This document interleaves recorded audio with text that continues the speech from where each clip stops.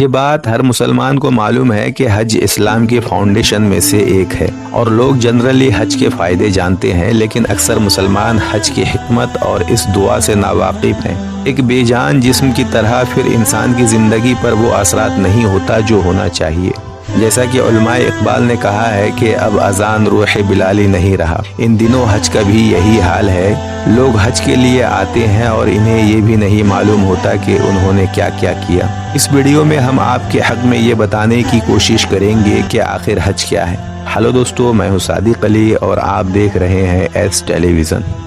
حج دراصل اللہ کی راہ میں شیطان کے خلاف اس جہاد کی ٹریننگ ہے جو ہمیں ساری زندگی کرنا ہے۔ اللہ تعالی ہمیں بتاتا ہے کہ آدم علیہ السلام کی پیدائش کے وقت سے ہی شیطان نے انسان سے جنگ کی ہے۔ شیطان نے اللہ تعالی سے کہا کہ میں تیرے بندوں کو گمراہ کرنے کے لیے گھات لگاؤں گا اور ہر طرف سے تیرے بندوں پر حملہ کروں گا۔ سورہ اعراف آیت نمبر 16-17۔ شیطان انسان پر تلوار سے حملہ نہیں کرتا، بلکہ اس کا ہتھیار ایروگنس، سیکشول ڈیزائر اور لالچ جیسی برائیاں ہیں جن کے ذریعے وہ انسانوں کو گمراہ کرتا ہے۔ ظاہر ہے شیطان سے بچنے کے لیے اسے اپنا دشمن سمجھنا بہت ضروری ہے۔ اسی لیے قرآن مجید میں بار بار اللہ تعالی ہمیں شیطان سے خبردار کرتا ہے۔ حج میں بھی مسلمانوں کو شیطان سے دشمنی اور شیطان کی غلامی سے نکل کر صرف ایک اللہ کی غلامی پر آمادہ کیا جاتا ہے۔ حج کے ذریعے اللہ تعالیٰ اپنے بندوں کو پکارتا ہے اور حکم دیتا ہے کہ اس جہاد میں مل کر اپنے دشمن شیطان کو شکست دیں۔ چنانچہ اللہ کا بندہ اللہ کی پکار پر یہ کہتے ہوئے نمودار ہوتا ہے،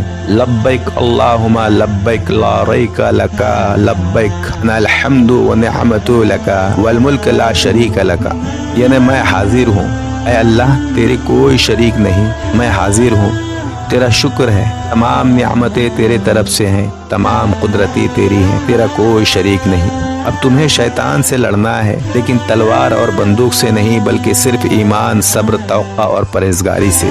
اسی لیے اللہ تعالیٰ نے قرآن میں فرمایا ہے کہ حج کے ان مہینوں میں احرام سے آخری حج تک حج کریں، پھر نہ زیادہ بات کرے، نہ بری بات کرے، نہ آپس میں جھگڑا کریں، اور جو اچھا کام کرو گے اللہ اسے برقرار رکھتا ہے۔ حج کے سفر کے لیے سب سے بہتر چیز پرہیزگاری ہے، اور اللہ تعالیٰ فرماتا ہے کہ اے عقل مندو میری نافرمانی سے ڈرو۔ سورہ بقرہ آیت نمبر 197۔ عمرہ کیا ہے؟ دراصل یہ اپنے آپ کو اللہ کا دیدار کرنے کا نام ہے۔ یہ اس بات کی علامت ہے کہ ہم نے دنیا سے تعلق توڑ لیا ہے، اب دنیا کے معاملات کو چھوڑ دیا ہے۔ احرام کے دو بغیر سلے ہوئے کپڑے ایک ہی چیز کو ظاہر کرتا ہے کہ اب ہم دنیا کے عیش و عشرات کو چھوڑ رہے ہیں اور اللہ کے بارگاہ میں حاضر ہو چکے ہیں۔ وہ کپڑے پہن کر جس میں میت کو قبر میں اتارا جاتا ہے، جو دنیا چھوڑ کر اللہ کے پاس چلا جاتا ہے۔ بلیک اسٹون کی اس ریسپٹ کے بعد یعنی اسے چھونا یا ہاتھ سے چھونے کا اشارہ کرنا در حقیقت اللہ کے ہاتھ میں ہاتھ دینا علامت یا مارک ہے۔ اللہ کی رحمت اور اس کے حکم پر اپنی خواہشات کو قربان کرنے کا وعدہ ہے۔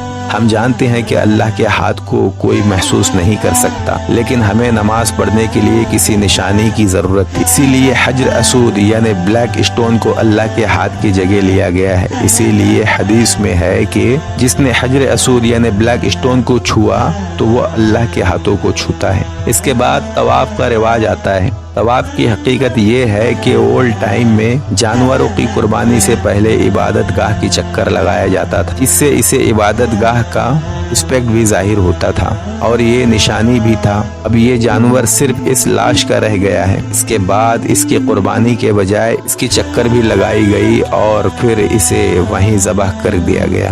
طواف میں بھی حجاج کرم جانوروں کے بجائے خانہ کعبہ کے طواف کرتے ہیں تاکہ اپنے آپ کو اللہ سے بے نقاب کرے اور پھر اللہ سے دعا کرے اور اپنے پچھلے گناہوں سے توبہ کرے۔ کے بعد سعی تو پہاڑوں صفا اور مروہ کے درمیان کیا جاتا ہے۔ سعی کے معنی کوشش کی ہوتی ہے۔ لوگ حضرت ابراہیم علیہ السلام اور ان کے خاندان کو یاد کریں اور ان سے سبق حاصل کریں، کیونکہ یہ خاندان توحید اور قربانی دینے کے لیے پوری دنیا میں مشہور ہے۔ جب حضرت ابراہیم علیہ السلام صفا میں حضرت اسماعیل علیہ السلام کو قربان کرنے کے لیے کچھ علماء اکرام کے پاس پہنچے تو شیطان نے ان کے ساتھ ناانصافی کرنے کی کوشش کی تاکہ وہ بچ جائیں اور اللہ کے حکم پر عمل نہ کریں۔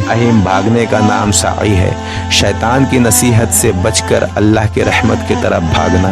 اس کے بعد حلق کا مطلب ہے سر کے بال منڈوانا۔ حجی بھی سر منڈوا کر ظاہر کرتا ہے کہ اب وہ مکمل طور پر اللہ کا بندہ ہو گیا ہے، اب اس کی جان و مال پر اس سے زیادہ اللہ کا حق ہے۔ اس کے بعد اس کے لیے شیطان سے آرین بیٹل کا وقت شروع ہوتا ہے۔ جس طرح پرانے زمانے میں ہر طرف سے سپاہی جنگ کے لیے ایک جگہ جمع ہوتے تھے اور ٹھہر جاتے تھے، بالکل اسی طرح حاجی جو سچا ہے اس وقت سپاہی شیطان سے لڑنے کے لیے نکل کھڑے ہوئے ہیں۔ وہ مینا کے میدان میں فوج کے لائن پر پڑاؤ ڈالتے ہیں اور حالات جنگ کی طرح زیادہ سے زیادہ پڑھتے ہیں۔ البتہ حنیفی وہاں پوری نماز پڑھتے ہیں، پھر میدان عرفات کا سفر کرتے ہیں۔ یہاں ایک مشہور مسجد نمرہ ہے، یہاں امام اپنے خطبے میں مسلمانوں کو اللہ سے کیے گئے توحید کے وعدے کی یاد دلاتے ہیں اور انہیں بتاتے ہیں کہ شیطان اور نفس کے دھوکے سے کیسے بچے۔ اپنے نفس کی خواہش کے لیے جانور کو بطور نشانی کے طور پر قربان کیا جاتا ہے، جو کہ حضرت اسماعیل علیہ السلام کی یاد بھی ہے، جنہوں نے اللہ کے حکم پر خوشی خوشی جان دینے کے لیے تیار ہو گئے تھے۔ حضرت ابراہیم علیہ السلام اور ان کا خاندان ہمارے لیے ایک مثال ہے۔ یہ سب کو معلوم ہے کہ انہوں نے توحید اور اس خانہ کعبہ کے لیے کن کن مشکلات کا سامنا کیا ہے۔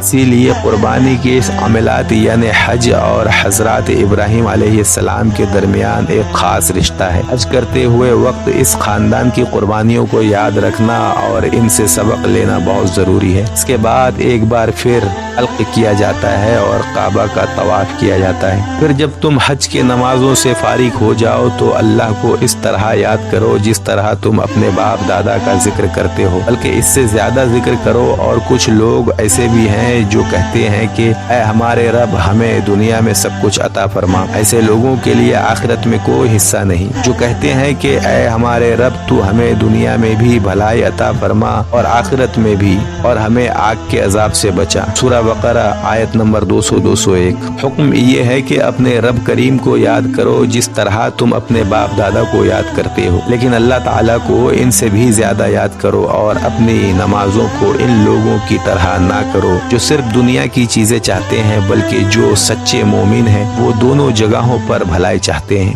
ہمیں حج سے ایک اہم سبق یہ بھی ملتا ہے کہ اختلافات کو بھلا کر ایک دوسرے کا رسپیکٹ کریں، اور ہر ریلیجن سے تعلق رکھنے والے دنیا بھر سے، ہر ملک سے ڈیفرنٹ نسلوں اور ڈیفرنٹ رنگوں کے لوگ یہاں آتے ہیں، لیکن کوئی لڑائی نہیں، کوئی جھگڑا نہیں، کوئی کفر و توہین توقع اور فتویٰ نہیں۔ نہ مسجد مختلف ہے، ایک امام کے پیچھے نماز پڑھتے ہیں اور سب کا ایک ہی مقصد ہوتا ہے، یعنی صرف ایک اللہ کو رضا کرنا۔ اپنے رائے کمنٹ میں ضرور لکھیں اور ویڈیو کو زیادہ سے زیادہ شیئر کریں، اور ویڈیو پسند آئی ہو تو دوستو سبسکرائب ضرور کریں۔